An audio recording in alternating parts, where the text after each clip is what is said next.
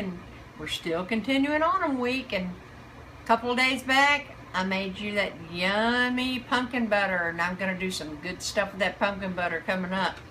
But what I'm going to do right now is I'm going to make a small batch of apple butter, and then I'm going to turn that into a spice cake, apple butter spice cake.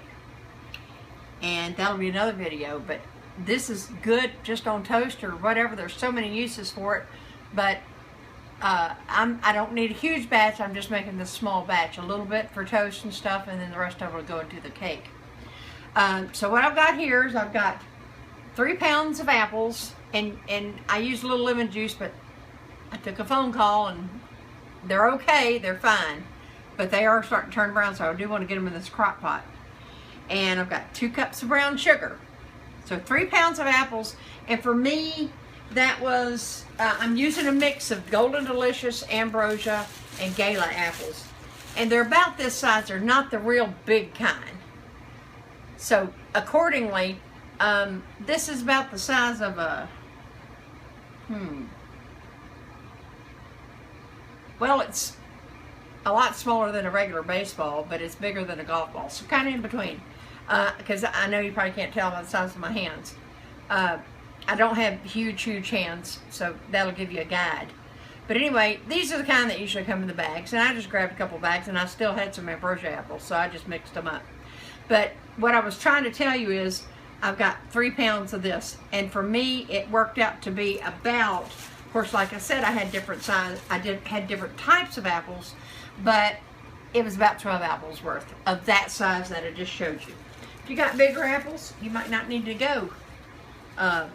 It's about 3 pounds worth. Anyway, you can work that out. Now I've got the 2 cups of 2 cups of brown sugar. Yes, you know I'm going to say it, don't you? I do make my own brown sugar, and I will add an annotation to show you how to make your own brown sugar. All right, I've got 1.5 teaspoons of ground cinnamon. I'm starting out with 1/8 teaspoon of ground cloves, and I've got 1/8 teaspoon of salt. I might adjust that a little bit as it's cooking, and I'm going to taste it and see how it's coming out. Every batch is a little different, so that's why you never know. So I'm starting out low because I can't take it out, but I can add it in, okay? You could do this on the stove top. I just prefer to do it in the crock pot because it takes a long time on the stove too, and I'd rather be just throwing it in the crock pot and checking it once in a great while instead of having to constantly check it on the stove, okay? So always, I really don't need a cup of water. I don't know what I've got. I'm adding barely enough water just to cover the bottom of this crock pot. You never want to put anything just dry in the crock pot, okay? And these apples are going to cook down, that's true, but I still like to err on the side of caution, as they say, and I always just add just enough to cover the bottom of my crock pot, no matter what I'm putting in there. If I was doing a meat or something, I would actually add more than that, but that's all right. All right, there's our apples, 2 cups of brown sugar, spice dump, salt, cinnamon, cloves, and I might adjust that later. We'll give this a good stir. Good thorough stir. I'm making a mess everywhere here. I'm just going to give this a really good stir. This is going to go on high for about 1.5 hours, and then I'm going to cut it on low.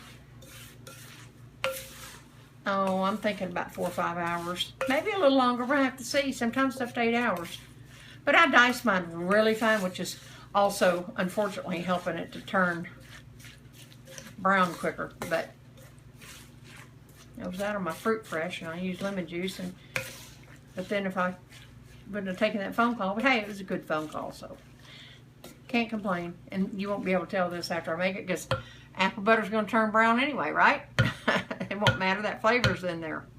All right, now, and you know, I didn't even think about this. You know what I could have done? I could have just added a slice of apple cider to the bottom of that crock pot. I'm going to do that next time, but I just use water. It'll be fine. All right, I'm going to stick a lid on this. High for about 1.5 hours, and then low for, I don't know, about 6 hours maybe. In between 6 and 8 hours, you just have to keep checking it. After that, you don't have to mash up your apples, but you can. They'll be tender. You can either use an immersion blender, stick blender, you know, like I did for the squash soup. Or you can just leave. It doesn't have to be smooth. It depends on what you want to do with it. You know, these apples are going to mush up some anyway, I might just let it stay in its natural state, especially because I'm going to mix it in with a apple butter spice cake. So I might not want to mush mine up. We'll see. Okay, I'm going to cover this up and get it on, and when it's done, I'll come back and show you. Okay, we'll be back when this is done. Okay, y'all. It's been a good long time. I put this on early today. It has been, what I went ahead and did, I want to tell you, I changed up a little bit. I put it on high for 2 hours to get it going pretty good. Then, of course, it was covered in my crock pot. I put it on high 2 hours, and then it's been simmering for about, on low, just left alone. I just stirred it maybe twice the whole time, really. I checked it for moisture. And I let it go for about 8 hours probably. I was really busy today, so it didn't seem like a long time. And I forgot to look at the clock, but I know about when it was. But anyway, it seems like it's loose right now. It's still really hot. I just took it out of the pan. I just took it out. Now I want to tell you what I did. I went in with my stick blender and I just pureed just under half. Or maybe right close to half, not quite. And the reason I did that is I like the little bits of apples in there. And also you've got to remember, I'm going to use a lot of this for my apple butter spice cake that I've got coming up. And that, my friends, is some beautiful, gorgeous tasting apple butter. This would thicken upon, as it cools down, it'll thicken up. And you could go ahead and jar this up. It'd be great for a gift, just like that pumpkin butter. Don't knock pumpkin butter until you've tried it, although I'm going to use most of my pumpkin butter for also one more autumn recipe. I don't know that I've uploaded pumpkin butter or not yet. I've made so many videos, they might be out of order. I don't know. But I made that pretty pumpkin butter. And I got a great recipe coming up using that as well. And this is as well, I've got a good recipe, but if you just wanted butter toast, this would be excellent on there. Okay, so this is going to thicken up upon standing. And I hope you enjoyed that, and I hope you'll try it. It'd be a great gift. Christmas is coming up.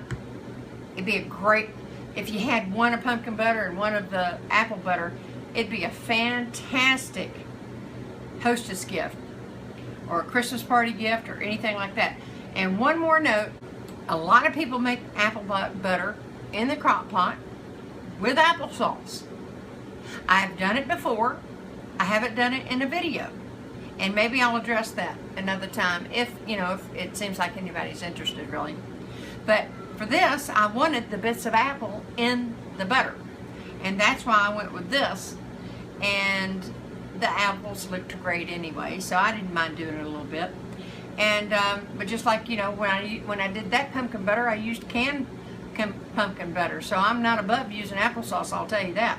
But like I said, I wanted these chunks of apples in here, onions, really. I wanted the chunks of the apples because they'll be swirled out throughout the cake. So there you have it, beautiful apple butter. I hope you're going to try this, and I hope you'll like it. And I will see you next time. Apple butter. Gotta try it.